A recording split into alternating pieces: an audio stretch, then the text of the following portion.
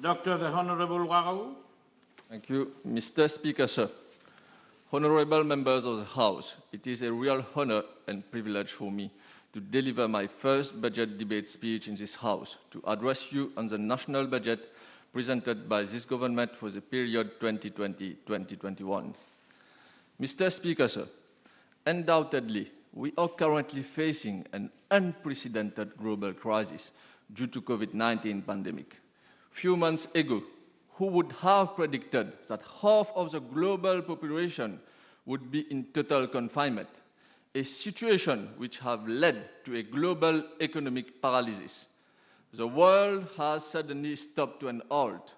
All major economies put to a stop, leading to a major global economic crisis. In the span of few weeks, tens of millions of people worldwide have lost their jobs. Thousands of businesses have been forced to close down, leading to unprecedented global economic crisis. The IMF and the World Bank have predicted no return to normal before 2024. Not later than yesterday, a major global airline has dismissed more than 1,000 workers.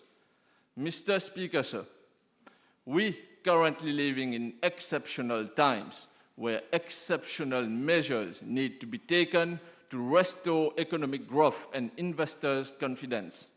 My first word must be a tribute both to our Prime Minister, the Right Honorable Pravin Kumar Jannat, and to the Minister of Finance, Economic Planning and Development, Honorable Dr. Ranganathan Padayachhi, and last but not least, to the whole staff at different ministries who have been working very hard to come up with an exceptional budget in these exceptional circumstances. Mr. Speaker, sir, it is so easy to become wise after the event, to sit and just criticize without coming up with constructive solutions for the nations, and is not a patriotic attitude. Sadly, this is an unpatriotic attitude adopted by some of the members of the other side of the House. This is not with this negative attitude that we will be able to help our nation. It is a shame to see that some unpatriotic people from the other side of the House are asking publicly the population to go out on the street in mass gathering. These same people have forgotten that we are still fighting an invisible enemy, which is COVID-19. Going out on the street, for what, Mr. the Speaker? For what going out on the street? For free distribution of macaroni? Asking people to go out in mass gathering is an act of irresponsibility, de surcroît venant d'un médecin. Inviter ouvertement les gens pour se rassembler dans les rues, pour mettre en danger la nation mauricienne, c'est un appel suicidaire. L'heure est grave, l'heure est d'être solidaire.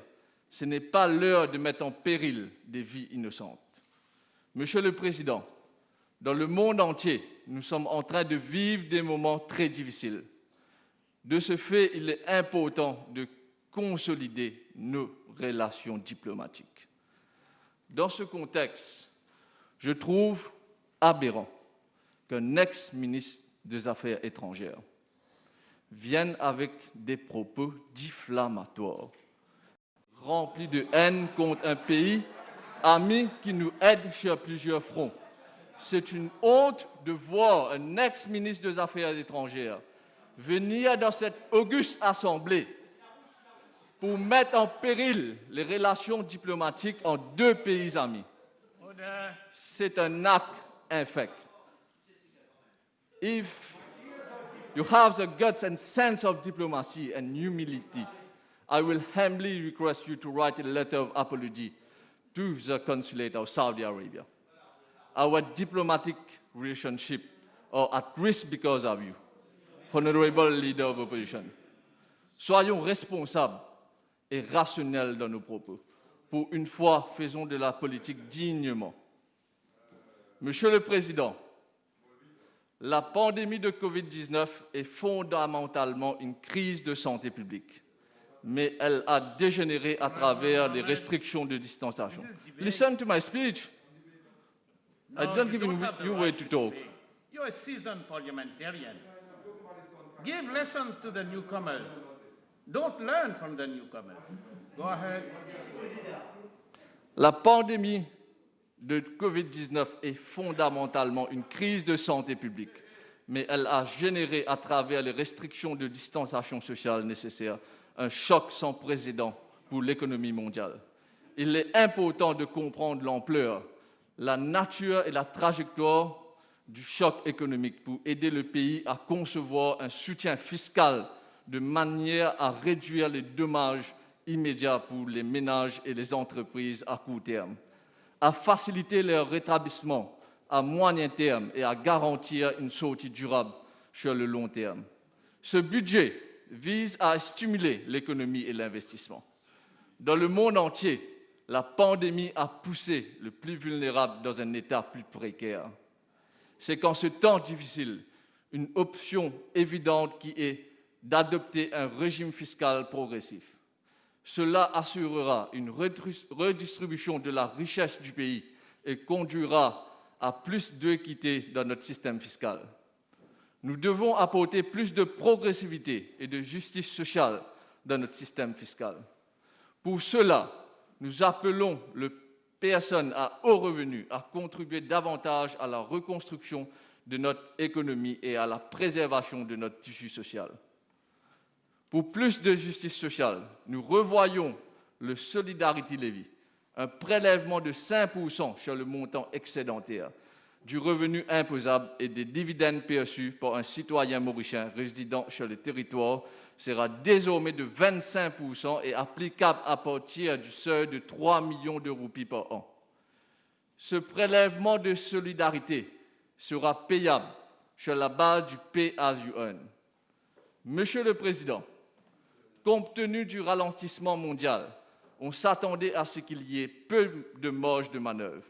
Mais fait intéressant, le gouvernement neutralisera le déficit budgétaire pour 2020-2021. Le ministre des Finances, l'honorable Dr Nganaden Padayati, a abordé la question de la justice sociale et de l'équité en remplaçant la Caisse nationale de retraite par un nouveau système de retraite participatif et collectif, supprimant en fait le plafond de pension et augmentant le prélèvement de solidarité de 5% à 25% pour les hauts revenus. En outre, un nouveau prélèvement de 0,1% ou 0,3% soumis à l'activité commerciale est en cours d'introduction pour les grandes entreprises dont le revenu brut dépasse 500 millions de roupies. C'est l'appel patriotique que nous lançons à ceux qui gagnent le plus. Nous nous attendons à percevoir plus de 3,5 milliards de roupies de recettes supplémentaires grâce à ce prélèvement. En tant que représentants du peuple, nous sommes fiers d'y contribuer. Mr. Speaker, sir, in these unprecedented, difficult times, this government is doing its utmost best to safeguard jobs and save businesses from bankruptcy. The Prime Minister, the Right Honourable Pravin Jannat, has at heart the whole nation of Mauritius. We at the government, we care for our people and is totally concerned for the future generations. COVID-19 is an existential crisis. It is severely testing our social, economic, and political resilience. In a post-COVID-19 world, we will have to rethink many prior assumptions and find new balances for individual and collective behavior.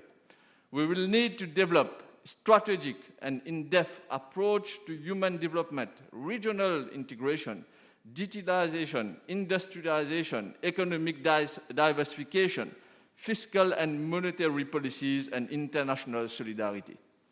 Mr. Speaker, sir, unemployment is a key concern and the fairness of distribution mechanism for government support matters most. In this context, the government is coming with sensitive measures to tackle these concerns appropriately.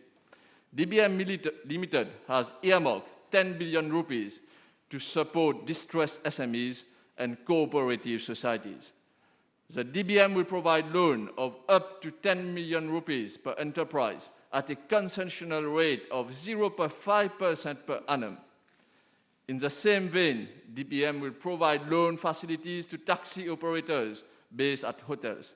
To promote a culture of entrepreneurship among our university students, DBM Limited will scale up its Campus Entrepreneur Challenge competition. The first 10 best projects will be financed at a concessional rate of 0.5% per annum for an amount of up to 500,000 rupees. Mr. Speaker, sir, to facilitate cash flow of SMEs, Mobank will provide factoring facilities with the help of investment support program, which will subsidize half of the factoring fees. This government will provide a minimum monthly support of 5,100 rupees to each beneficiary facing technical unemployment over the next 6 months. This whole support is expected to cost around 15 billion rupees and will enable those individuals to meet their short-term financing needs.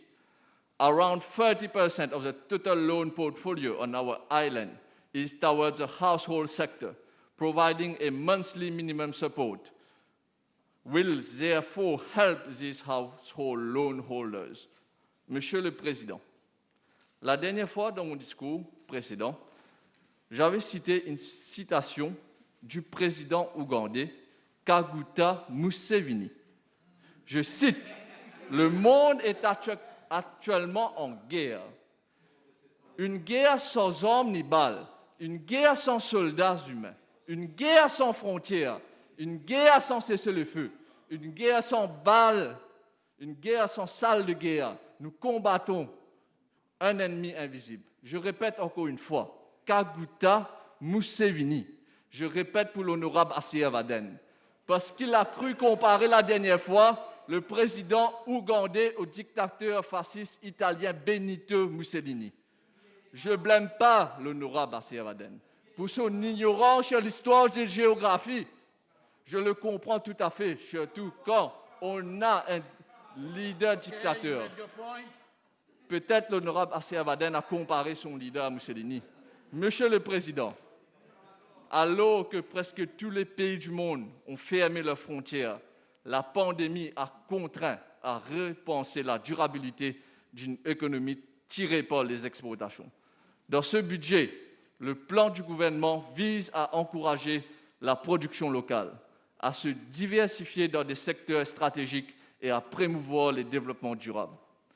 Avec peu de production nationale, l'effet multiplicateur dans l'économie locale est réduit, l'argent étant déboursé à l'étranger par les billets des importations.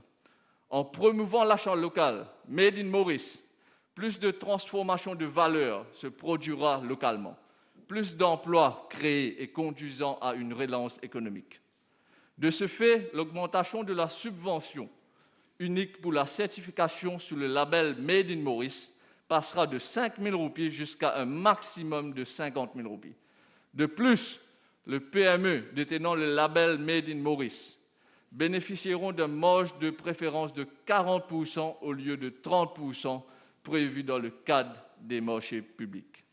Monsieur le Président, la pandémie de Covid-19 a enseigné aux dirigeants du monde entier de précieuses leçons sur l'importance d'être une économie autosuffisante. Le nouveau système d'aquaculture, par exemple, s'il est développé à grande échelle, contribuera de manière décisive à mieux contrôler notre chaîne d'approvisionnement alimentaire. Mr. Speaker, sir, furthermore, in this budget, the government drive is to promote technology, innovation, and sustainability, which will lead our country to be more competitive and productive in the longer term. In this context, as announced in the budget, there will be a new data technology park at Côte d'Or. This park, based on knowledge and skill, will lay the foundation for a data-driven economy and will create the right ecosystem to accelerate the innovation process from idea to creation.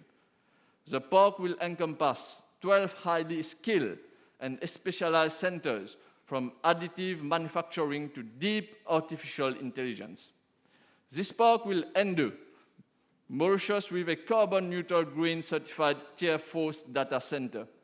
The Deep Artificial Intelligence Center will provide the necessary support for startups, existing businesses, and government service to achieve a major digital transformation. Mr. Speaker, sir, as announced in this budget, digital and electronic services provided through the internet by non-residents for consumption in Mauritius will be subject to VAT. This measure is aligned with the VAT principle under the OECD VAT guidelines. I quote, "Further, this will not ensure a level playing field between non-resident suppliers and local suppliers, but also lead to an increase in VAT collection with a corresponding increase in VAT rate. Also, payment of VAT will now be made as from the date of the receipt instead of date of invoice. This will apply only to construction contracts with the government and represent a good starting point to ease cash flow for the businesses," unquote.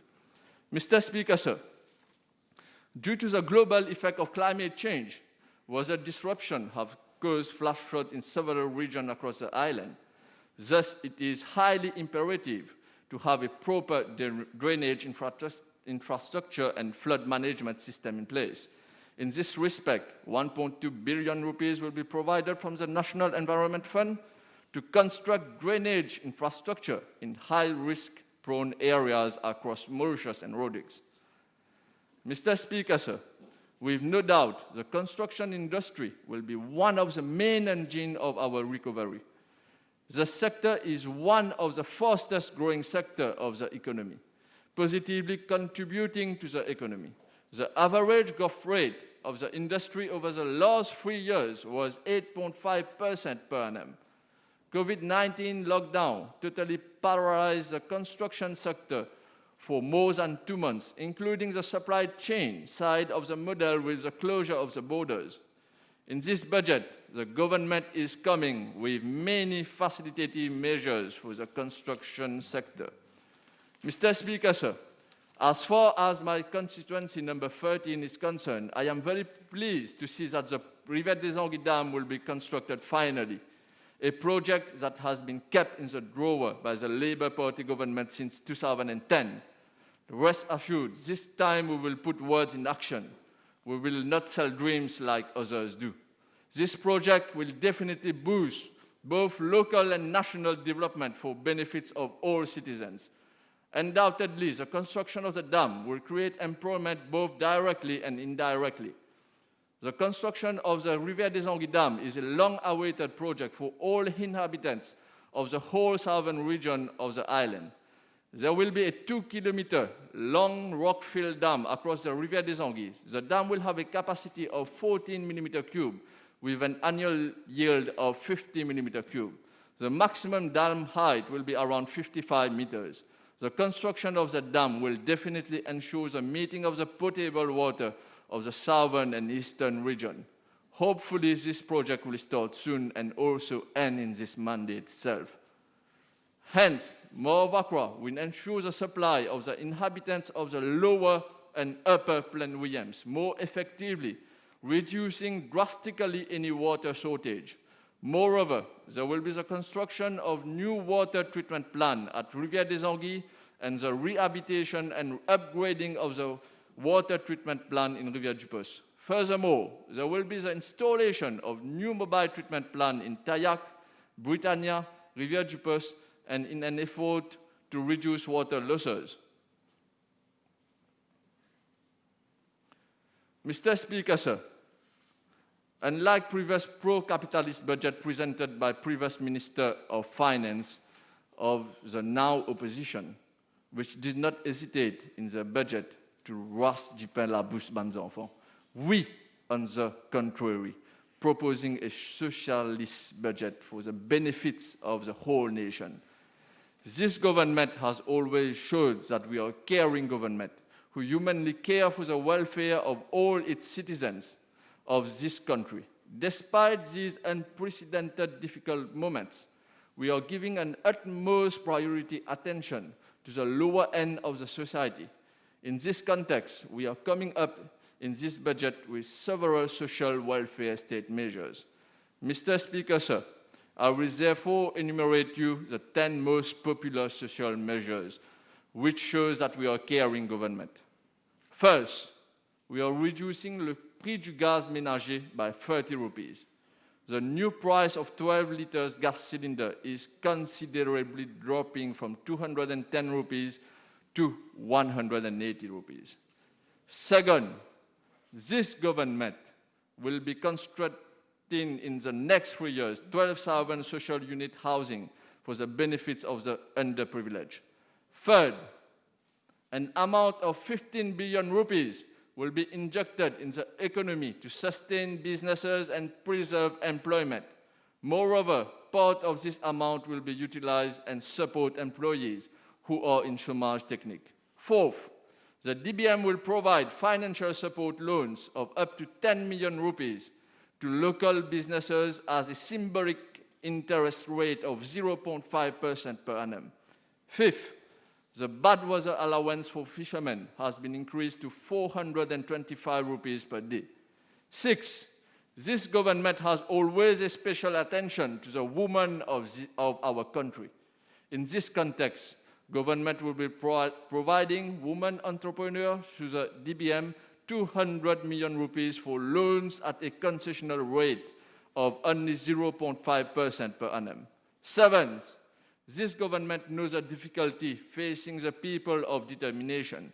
In this respect, government will be providing a one-off grant of 100,000 rupees to all special educational needs institutions.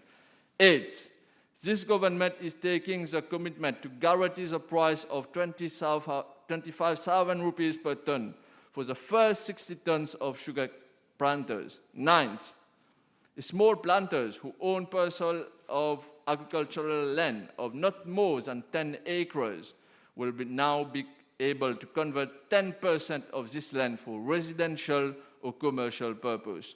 Last but not least, how can we forget our lockdown heroes? These brave people who have worked day and night in the front line since the very beginning of lockdown, risking their own lives for ours. In this respect, police officers and healthcare officers will benefit a special allowance of 15,000 rupees.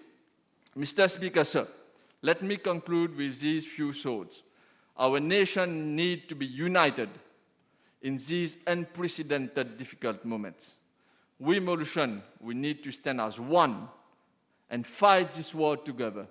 Our government has confidence in its people and knows the capabilities of us Mauritians to reinvent ourselves and prove to the world, even if we are a tiny drop in the ocean, we can show the world we are an example to follow despite having limited resources.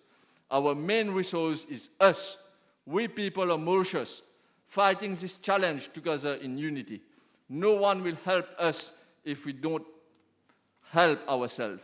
As I have mentioned before, there is no right solution to this global pandemic until we find a vaccine. This is a reason we need to stay vigilant and most importantly to act as responsible persons.